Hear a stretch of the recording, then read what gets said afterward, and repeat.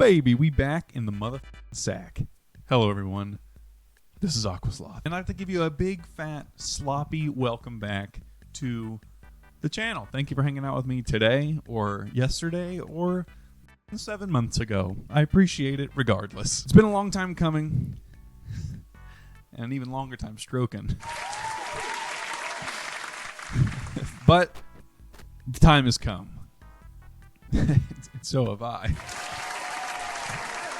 All right, come play aside. We got a lot to get into today, so strap in and strap on, baby. We got shit to cover. So back in November, it's May for reference. Back in November, the official Elden Ring strategy guide by Future Press came out, and hot diggity dog. Is it a spicy little mamma mia? Hot damn. It came with this like fancy map of lands between the whole 9 yards, man. It was a pretty sweet deal, especially if you pre-ordered $30. Not even f***ing with you. Since then, I have been reading, scripting, playing, shitting, pissing, coming, conniving, plotting. I've been all over it, man. And might I say, goddamn. I know it won Game of the Year and the approval of that dipshit Bill Clinton kid, but this game is a fucking gem. I only finished it once before starting this video, so going back to it again was an absolute fucking treat. So that's why today I am extremely, extremely happy to be sharing with you beating Elden Ring the way FromSoft intended.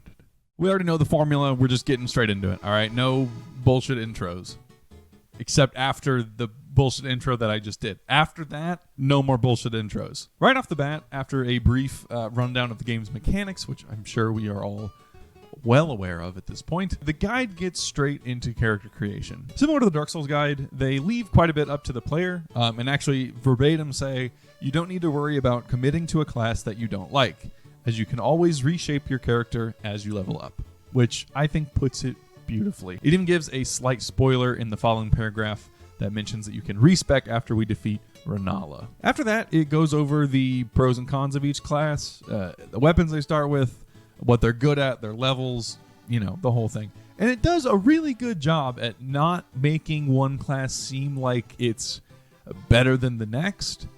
Until page 46, when they say, when selecting a starting class, Vagabond is almost universally the best choice for every build, due to the fact that its least important stats are Intel, Faith, and Arcane, and those are the lowest leveled of the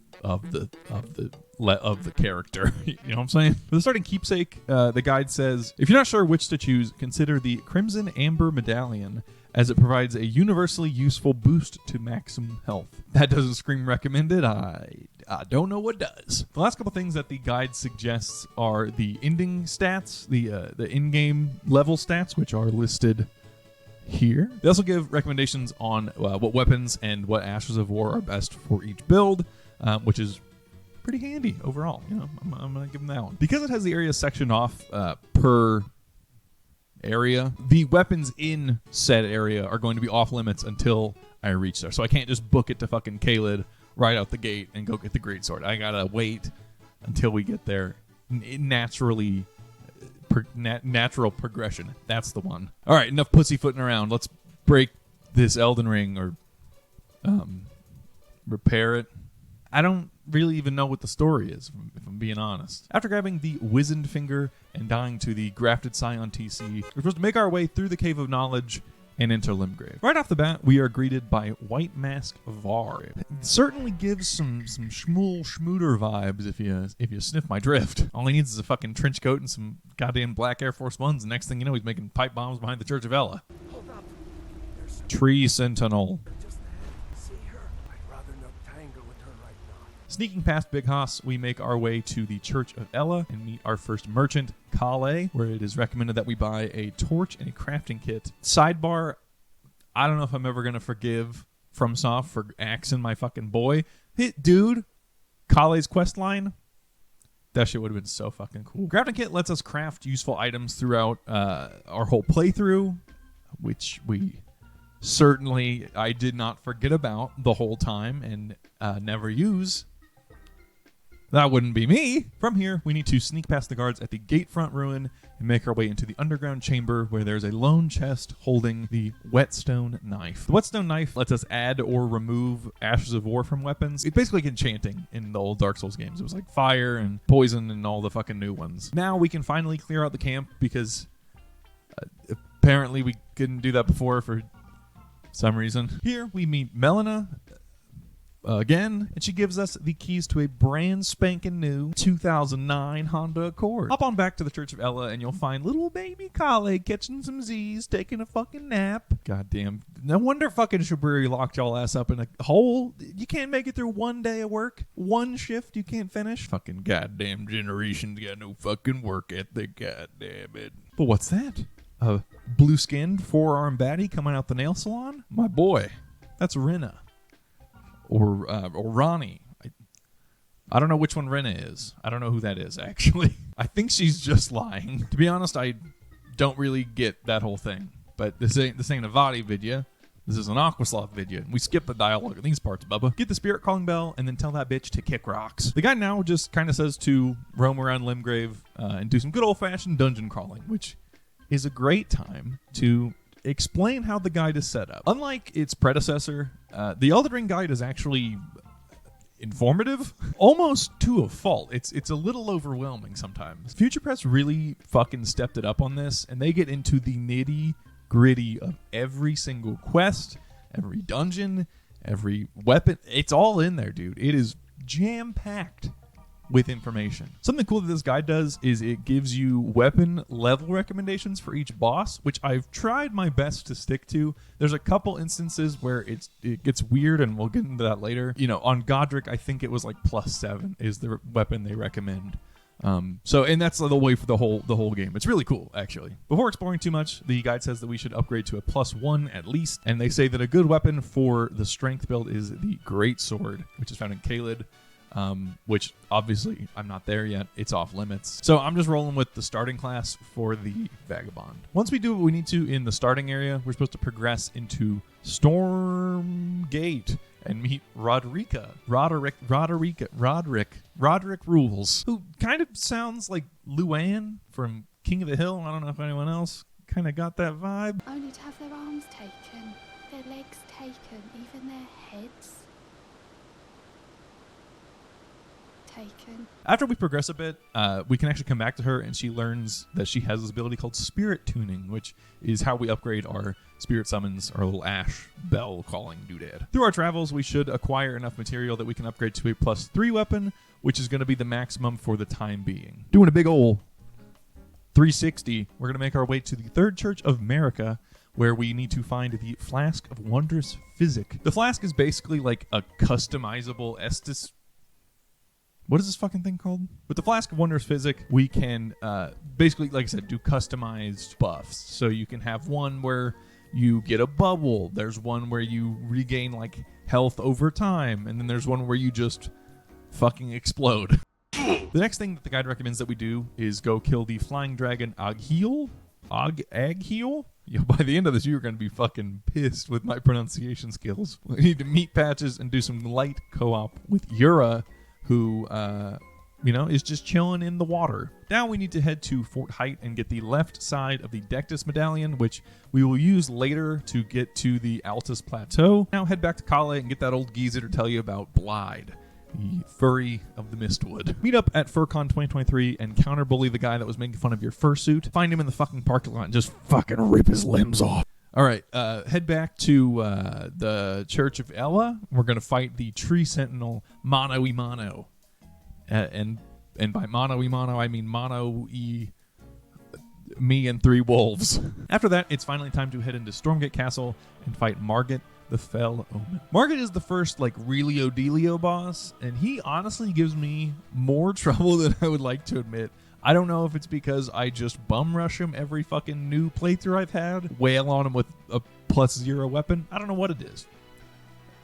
It's probably that, actually. According to the guide, both Poison and Scarlet Rot work well against him, but if you don't have access to either of those, how would we? Then blood loss will be your best friend. Luckily, I picked up some tubs of blood grease at my local Schnooks, so I'm all set on that end. The other tips that the guide gives are to use guard counters and to stay behind him whenever possible. I don't really feel like the blood loss was all that helpful, but the guide also says to get Margit's shackle from patches, which is infinitely more useful. Margit goes down first try, baby. If you played the game before, you know that the obvious next step after Margit is to go to the Weeping Peninsula, of course. Not the gigantic fucking looming castle 10 feet in front of you. You fucking idiot. It's actually, okay, it's a bit confusing. On the page with the information about the Margit boss fight, it says, if you've become strong enough to kill Margit, then you're ready to tackle the heavily fortified Stormveil Castle, seat of Godrick the Grafted. But it also says that we need a +7 weapon before we go in. Flipping back to page 38, there's actually a section called Area Order, which lists each area in order. It also shows the recommended weapon levels for each area and each boss. To be honest, I almost made the whole fucking video solely based on that guide. I couldn't justify spending $60 on the book to read one table out of the first 40 pages. Anyway, according to the guide, we need to head back to the Weeping Peninsula. Before we do that, we need to check out the new and improved Firelink Shrine, baby. We've got all your favorite people here, man. We've got Big Hat Logan, the village whore that gives you HIV. The gang's all here. Heading south, we are now tasked with a very similar quest as before. Trot around, do some dungeons, fight some field bosses. You know the drill. Eventually, we need to make our way to Castle Morn and fight the Lionel Misbegotten. Leonine. What the fuck is that? That's not Lionel? The Leonine Misbegotten. I don't fucking know he was named that. Which, after defeated, gives us the grafted... Fuck. Killing him rewards us with the Grafted Blade Greatsword, which we are not even remotely close to using. So I don't even know why the fuck we came here. That pretty much wraps up all we need to do here. So now we need to head to the Seofa River. It's an odd choice, but it's not necessarily bad, I guess. Just, you know, not what I would have picked. At this point, we should have a +5 weapon, which is plenty powerful to take on the next boss, the Ancestor Spirit. After lighting 8 braziers and sticking our hand into a rotting corpse of a deer, we then get transported into a spirit realm where we fight said deer. The guide recommends using fire and holy damage, which I don't have access to either of those things, but it does say for melee users to just strike the head whenever possible. That I can do. And that about wraps up the Seofa River. We can now head back to Stormveil Castle after we upgrade our weapon to +7, which we should have plenty of materials for. Starting from where we fought Margit, we need to head up the path into the castle where we'll meet Gatekeeper Gostock? I don't know. Why can't we just name him fucking John, dude? Or John, Dave, and fucking Aaron. I don't fucking... Just Gostock? What the hell is that? Anyway, he can either open the gate, which is not recommended, or we can go through the hole in the wall. Heading through the wall, we make our way through the paths until we eventually meet up with Sorcerer Rogier. We do need to buy one of his spells and then exhaust his dialogue to progress his quest line. After a long and painful journey, we eventually make our way to the king of the castle, Godrick the Grafted. The guide says he's vulnerable to all common status ailments, but that Scarlet Rot and Poison are the most useful. It suggests using the Rotten Stray Ashes, which are found in Caelid, or the Poison Bone Darts, which are also found in Caelid. This is one of my biggest complaints with the book, and I think it really only affects me making this video, but a lot of the shit they recommend for bosses is shit you find later in the game. So I guess they're assuming that you're not following it step by step the whole fucking way, but it is just kind of weird that it's like, okay, you're on the first boss, you should have Scarlet Rot. Like, I don't... Huh? Anyway, enough bitching. Back to Godrick. This fight has been a fucking pain in my cock every single time I've ever attempted it, and this time went surprisingly smooth. I don't know if it's the +7 weapon. Maybe I've finally gotten good. Whatever the case may be, I am pleased as a peach to say that it only took me 2 fucking tries. Moving forward, the guide pretty much repeats the same kind of steps. Get to a new area, do all the dungeons, do all the field bosses, collect all the items, fight the main boss. It's pretty much the same thing the whole way through. And don't get me wrong, I do really like how it's set up. It's a fantastic book. It just, I don't got that much time, man. We gotta kick things in gear. We gotta get going. My fucking scoliosis is acting up. After killing Godrick, we need to make our way to Liurnia of the Lake. Typo alert. Typo, motherfucker, there's a typo alert. Ladies and gentlemen, we got him. Bad guide, don't buy. Liurnia of the Lakes was the first area in my first playthrough where I looked out and thought, Holy fucking piss. There's no way it can get any bigger. When I tell you this shit was bananas, I mean fucking BANANAS. Before we sink our teats in, we need to go run down the hill to the Church of Irith and meet Sorcerer Throps. Why do we need to meet Sorcerer Throps? I don't know. He has 2 events. We give him 10 runes and a spare key, and then he goes and dies, and that's his whole thing, I think. Anyway, roll over the river and through the woods to Grandmother's house we go. Unfortunately, Grandma is losing her fucking marbles and locked us out again. Luckily, she has a spare key just down the hill, guarded by Smarag, the fucking Glenstone dragon. The guide does not say whether to avoid or engage this fight, and it actually gives tips for both ways. It does say that the recommended weapon level is +6, which we are over, so we're more than capable of. All in all, it's not a bad fight. The most annoying part is just waiting for the fucker to land. With the key secured, it's now time to take out some student loans. Class is in session, and I'm bringing my fucking A game. POV, it's Quesadilla Day, and they just announced extras. Professor Red Wolf is getting mad again because the fucking kid that sits in the back and makes car noises is asking why he needs to know the difference from circumference and radius if he's just going to work in his dad's shop. And when I was writing that, I thought that was more of a universal thing. I'm hoping someone can relate to that. Looking back, I don't know that anyone can. I really thought I could tie that back into the video somehow. Anyway, Red Wolf of Radahn is weak to poison and scarlet rot. Kind of noticing a theme here. The other tip that they give is to use a spirit summon with range, like the Ancestral Follower. 2 tries on this one. Making our way through the debate parlor, all that's left now is to fight Principal, Renala, Queen of the Full Moon, and newly divorced Cougar. She's weak to blood loss, poison, scarlet rot, and per the guide, staggering, weirdly enough. We're still rolling with the starting weapons, so we can't really do any big bonks yet, but the guide also says to summon someone with range, like the Ancestral Follower again, or someone that does bleed, which we don't have. Honestly, not that bad of a fight. I remember it being a lot harder the first time around. Defeating Renala lets us respec our character so we can shift around our levels, unlevel stuff we didn't mean to, or do whatever. Seeing as I'm following the guide and I know exactly what I'm supposed to level and win, I'm also only leveling strength, vigor, and endurance. I'm good. From here, we need to head back to the Divine Tower of Limgrave and activate that to get our first Great Rune. The guide doesn't say to do this right now, but it does say to do it at a +6, so I guess we could really do it anywhere between where we are and +6. I don't know. Great Runes are another mechanic buff thing that I just don't use. I don't use rune arcs. I get like that MMO fucking syndrome where I just have to stockpile everything and never use any items. All right, on to Angel River for... Why am I here? There's not much to do here other than kill the dragons. There's not much to do here other than kill the Dragonkin Soldier of Noxtella, but past that, we can't really do much without doing Ronnie's questline, which, again, we're not even close to. On to Caelid. This is where the build really starts. And by starts, I mean it pretty much ends in the same spot. The guide's recommendation for a strength build is to use the Greatsword, which is found in Caelid. It also suggests using a Ash of War that does fire damage and specifically names Flame of the Redmanes, which is also found in Caelid. These will be the backbone of the build until at least our strength is level 34, when the heavy affinity starts to outweigh the fire affinity. So we'll switch later. We'll get there. Just to hold your fucking horses, man. But yeah, the build's pretty much done. So all that's left now is to level and upgrade and get better armor. Speaking of which, we now can go back to the Round Table Hold and upgrade to a +10 Greatsword. We can also now make our way to Fort Ferrith. And how the fuck do I need a +15 already? I didn't do anything. Whatever. We got the other side of the Dectus Medallion. We're on to Redmane Castle. This is where shit gets funky. So for those of you who don't know, there's actually 2 different versions. This is real. This isn't some stop and swap shit either. There's 2 different versions of Redmane Castle. There's the one that you just simply walk up to.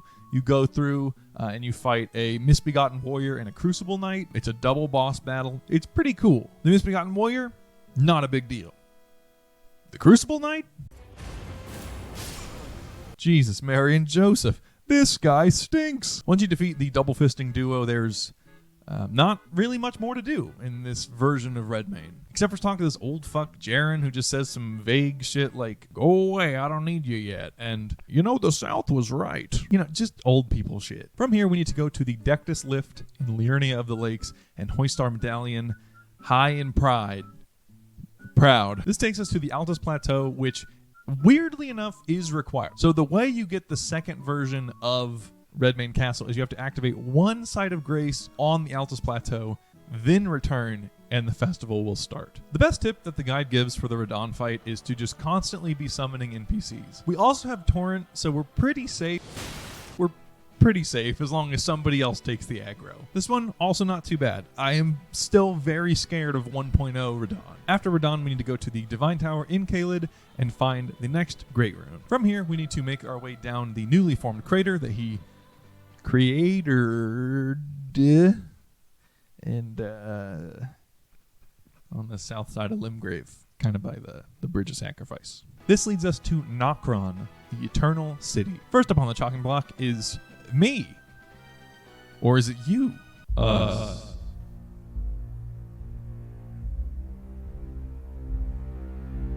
I was honestly kind of surprised that the guide actually recommends to get naked and unequip all of your weapons and items and everything to make this fight easier, because it pretty much ruins the whole thing. The excitement of it is going in there with all your shit, buffing it up, doing whatever, and then fighting buff you. But, I guess, guide-wise, I get it. From here, we need to progress through the wooded area once again and light all of the braziers. Burning Man's taking place this weekend, so we gotta fight past all the fucking stinky hippies and their goddamn fire-twirling dog. Once we are sufficiently litty, we can now head back to the, once again, decaying corpse and touch its head. We really got to stop doing that. We got to get some fucking sanitizer or something. This is fucking gross, dude. The Regal Ancestor Spirit is the exact same as the Spirit Ancestor before, except this one has more health and can commit war crimes. It's weak to fire, so it goes down relative ease. The guide also recommends using a spirit summon with range, like the Ancestral Follower, but we see how good he's doing. With the Regal Ancestor out of the way, we can head further into Nokron, grab the Mimic Tier Ashes, and head into plus 18. Now, I could very well be wrong in this, but I swear that there are not enough materials to get to plus 18. So to get from plus 15 to plus 18 weapon, we need a total of 12 Smithing Stone 6s. 2 for plus 16, 4 for plus 17, and 6 for plus 18. I looked high and low. I sank so low I looked on fucking Reddit. I used the book. I used the wiki. There isn't one, man. You can't do it. It can't be done before the Altus Plateau. And I know we have to activate a Site of Grace. I know it can be done, but sticking true to the guide and sticking to the areas, it ain't happening, Buster. Honestly, though, I don't really feel like this swayed much for the Valiant Gargoyle fight. The damage output I was doing was pretty damn good. The problem was that when the second Gargoyle comes out, he would just absolutely beat the piss out of me, and there's not really any getting around that. Eventually, though, the Mimic Tier and me, so me and me, prevailed, and we now had a one-way ticket to Deeproot Depths. There are a couple areas in the game that are locked behind quest lines, and Deeproot Depths is one of them. You're supposed to progress through Fia's quest line to a certain point to access the later half of it, which I'm not doing. So there's nothing really here for me. Trot along the branches and through the river, and you'll eventually find a suspicious looking coffin. This will transport us into the Angel River main. Remember how I said that there were a few areas that were locked behind quest lines? Angel River main's the only other one. Unless we're doing Ronnie's quest, there's really not much after reaching Noxtella Eternal City Site of Grace. Now onto Moonlight Altar. Nope. Can't do that one either. Lake of Rot?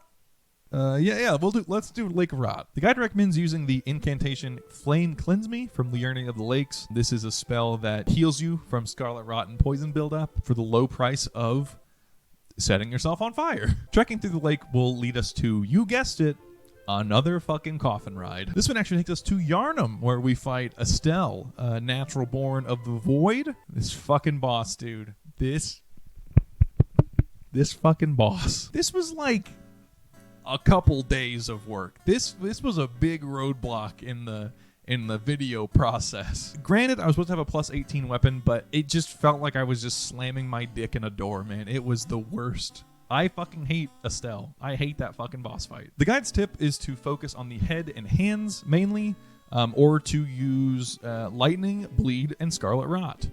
So focus on the head and the hands. I think Astel might have taken the second place for most deaths. I'm gonna assume you know who's number one. I think this one was around 10 or 11, but at a certain point it got so bad that I would only even start recording if I got like 3/4 of the way through his health bar. It was a miserable time. I fucking hated it. With Astel out of the way, we can finally progress into Altus Plateau. Personally, probably one of my favorite areas in the game. Around the bend from the Altus Plateau side of Grace, there is another Evergoal that imprisons Godfrey the Grafted. Not to be confused with Godrick the Grafted. Godfrey is basically the same fucking thing. He just doesn't have a dragon arm. Moving right along to the outer wall of the capital, the guide says to run straight past the 2 tree sentinels on the stairs, hit the side of Grace, and then lure them in one at a time. Because even at a higher level, these motherfuckers hit like a truck. At this point, we could head straight up to the capital outskirts, fight the draconic tree sentinel,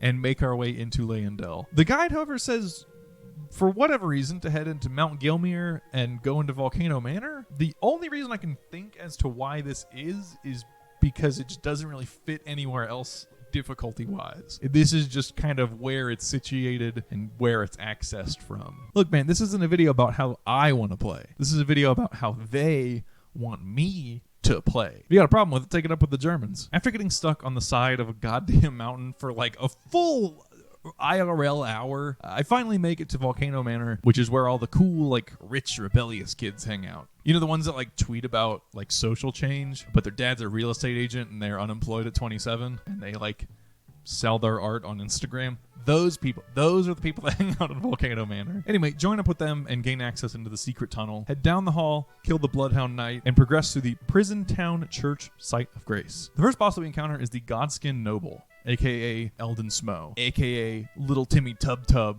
a.k.a. Mr. Stinky Pants, a.k.a.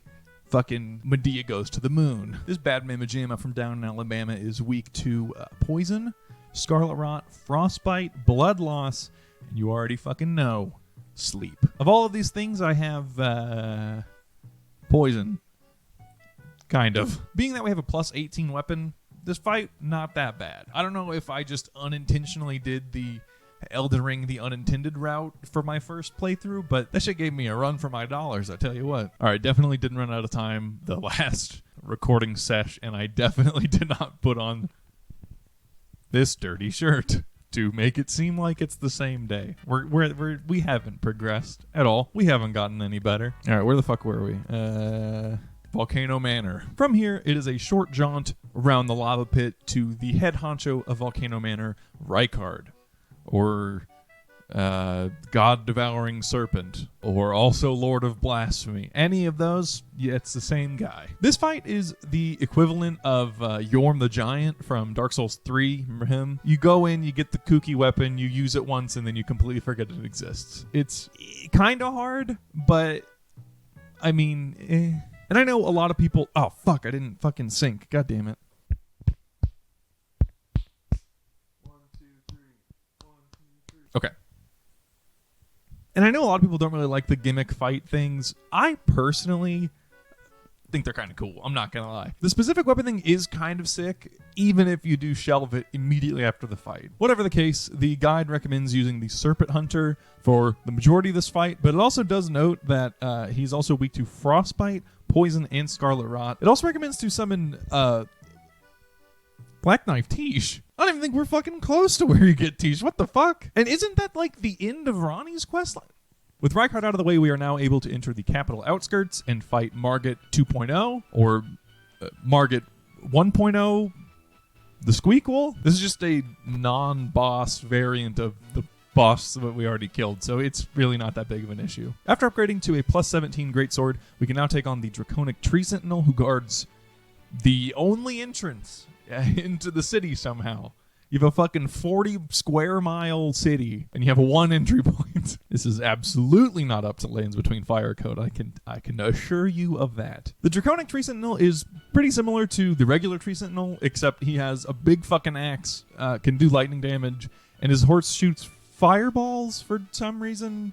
The guide says to stay mobile and only attack when you have time to get away safely. You gotta get him with the old hit and run. They also recommend sneaking up behind him and using the Poison Mist spell, which will just poison him, and then you can just sit and watch his health just deplete. Which makes me kind of wonder which came first, this paragraph or the Iron Pineapple video. With the way now open, we can head across the really tiny bridge into Leyndell, the royal capital. Leyndell is fucking gigantic, and it really feels like at one point it was like a bustling city, as opposed to like on Orlando, which seemed like there was just a random floating path in the sky above what used to be kind of a small township, I guess, with a big wall. While navigating these streets of Leyndell, you need to make your way to Phantom Ganon, deep inside of the Forest Temple. He uses the paintings on the wall to kind of disguise himself with the other decoy phantoms, but if you pay attention, you can notice like subtle differences, and you should be able to get him, and he's not that big of an issue. With a plus 18 greatsword and the path now clear, we can finally head up to Great Godfrey's ghost. This ghastly ghost is immune to all status ailments and just turbo resistant to holy damage. The guide says to go for full physical damage and use an offensive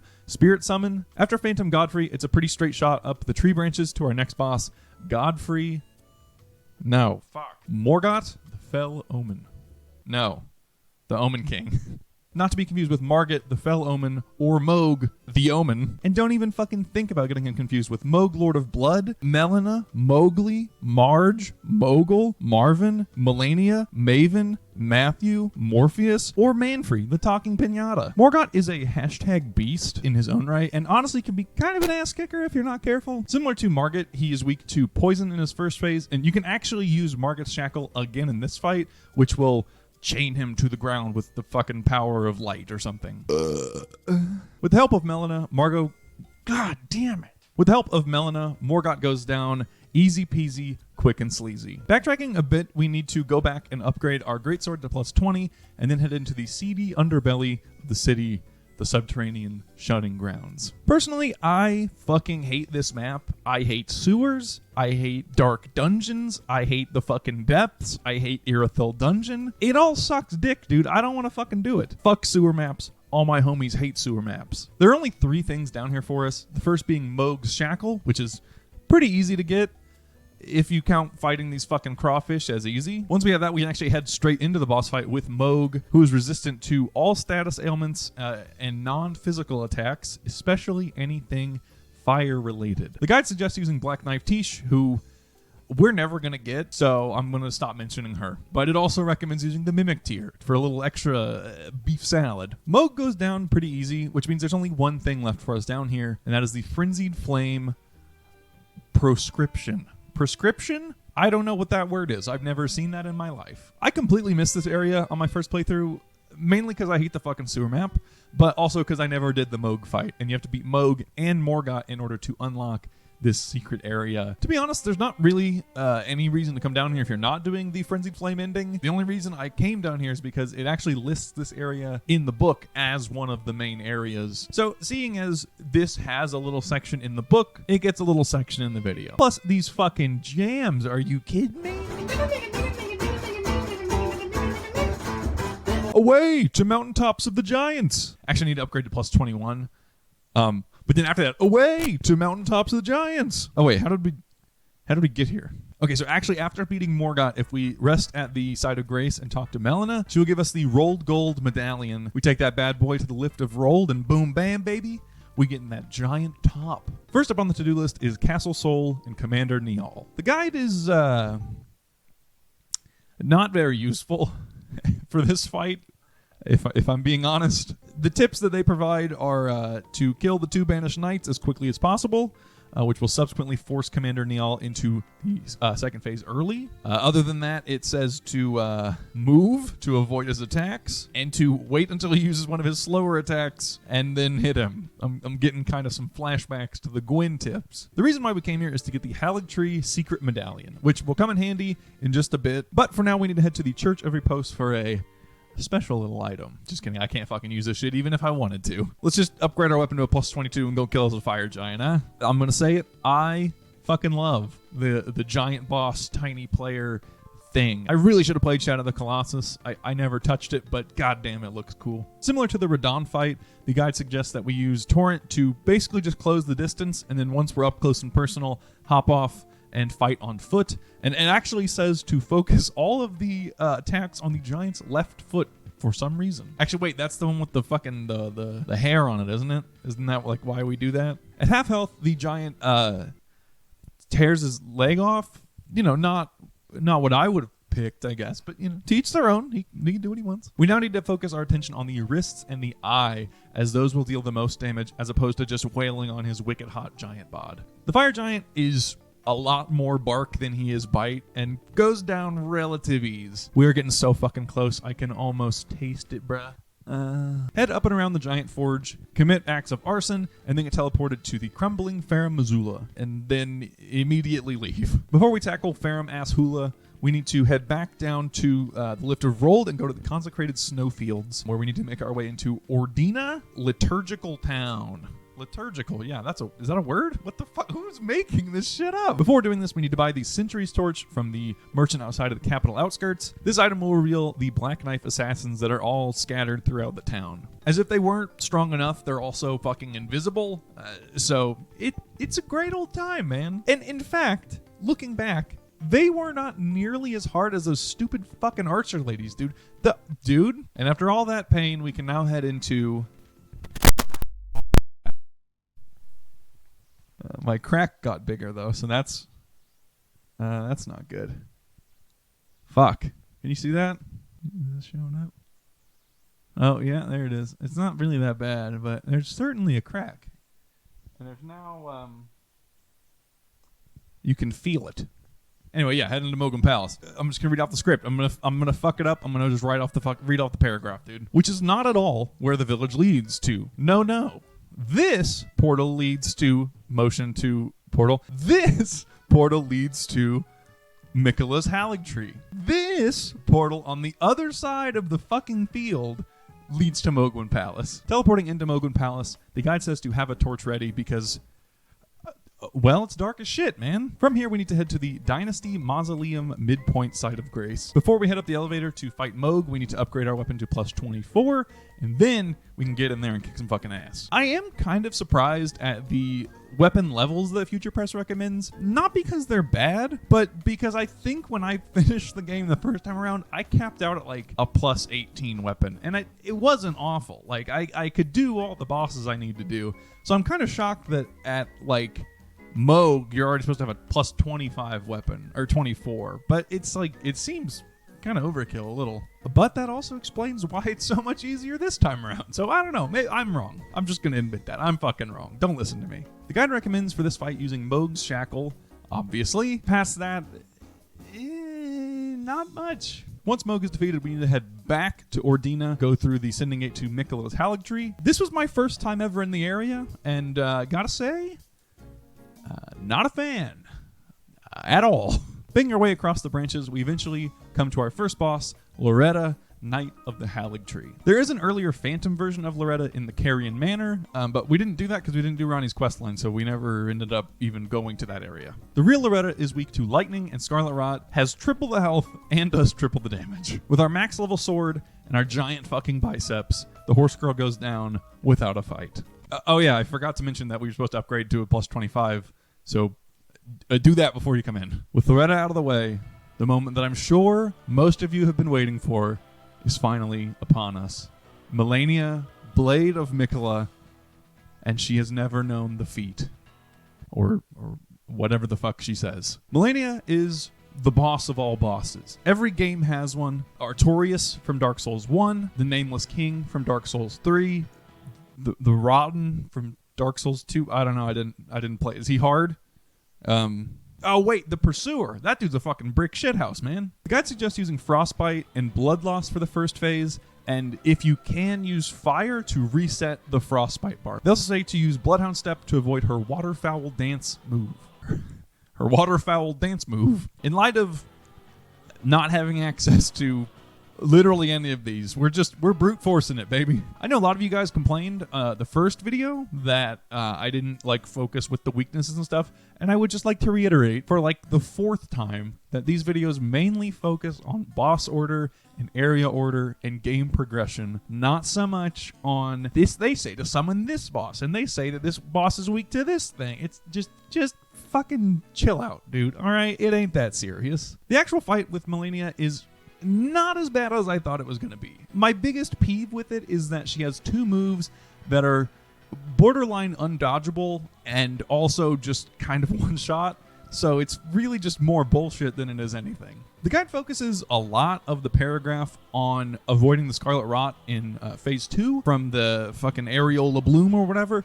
That one I didn't really feel like I had that much trouble with. I don't think I even ever got like it procced, so I don't know why they focus so hard on that. I would say the biggest tips that they don't give are to just try to learn her moveset, know where to dodge, and just kind of know when to attack. The first phase is infinitely more difficult than the second phase. I'm going to say it.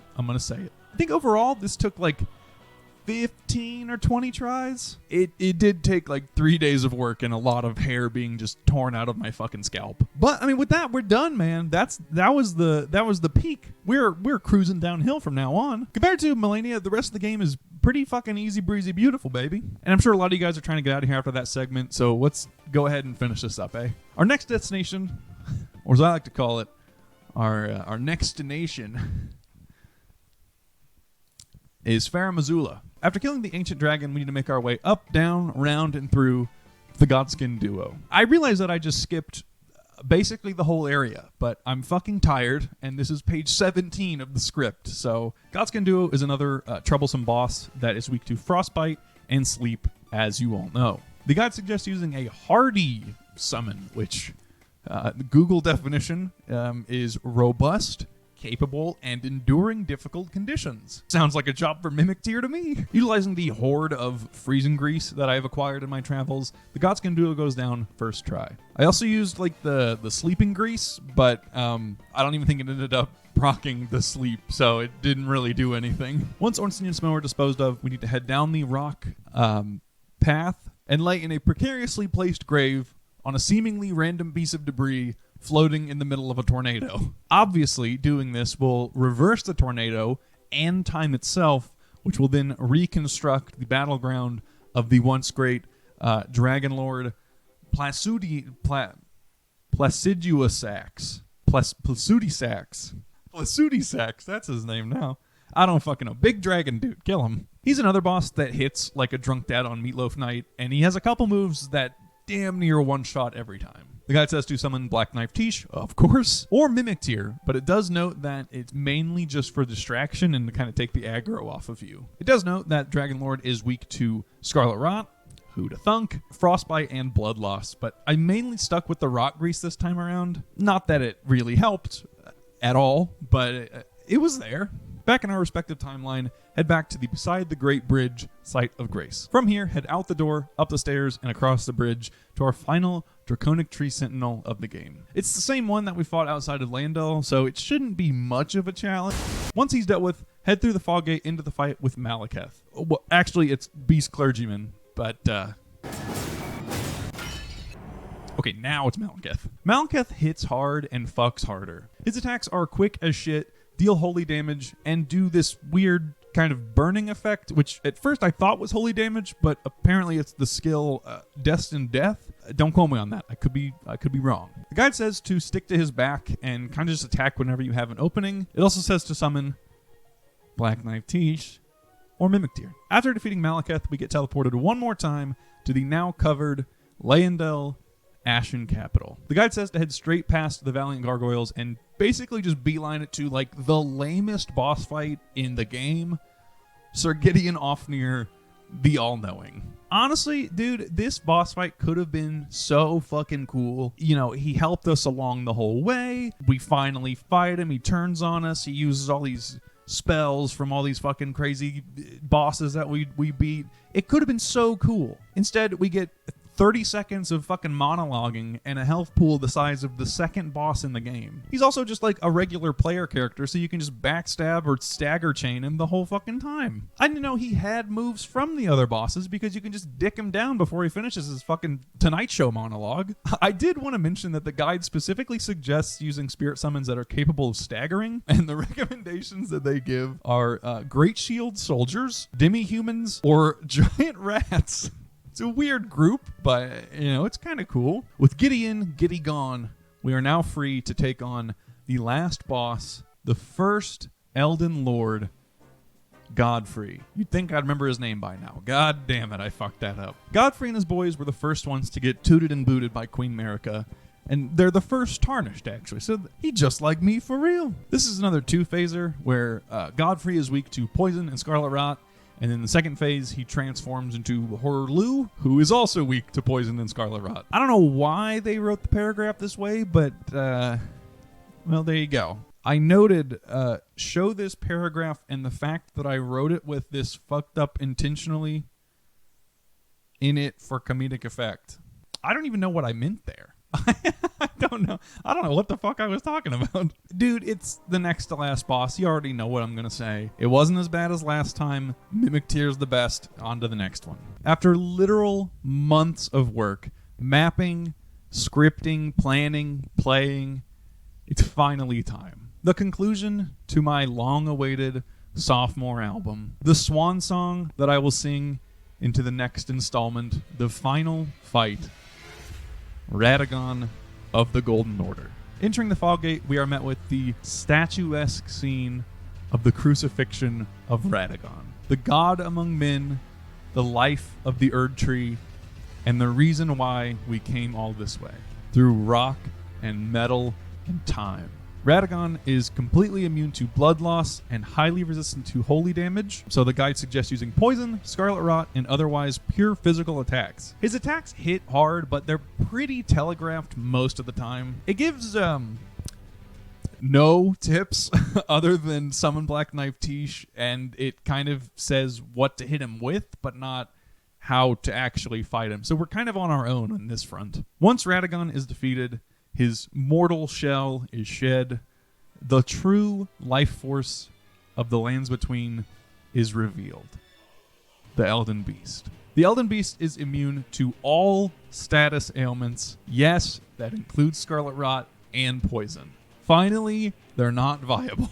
The guide literally only suggests what summons to use and a couple spells they recommend, but if we were going solely based on the guide, we would be going completely blind. Sticking with straight damage, the Elden Beast goes down, first try, with the help of the Mimic Tier. If no one got me, I know I got me. With Radahn, the Elden Beast, and all the Shard Bearers finally fell, we are now free to repair the Elden Ring. By doing so, we claim the Elden Throne for ourselves, and life goes pretty much exactly how it's been going. Nothing really changes. We're just kind of the big dick in town. Personally, I chose the Age of Stars ending for my first playthrough, but I think if I did it again, I'd probably go with the Frenzied Flame.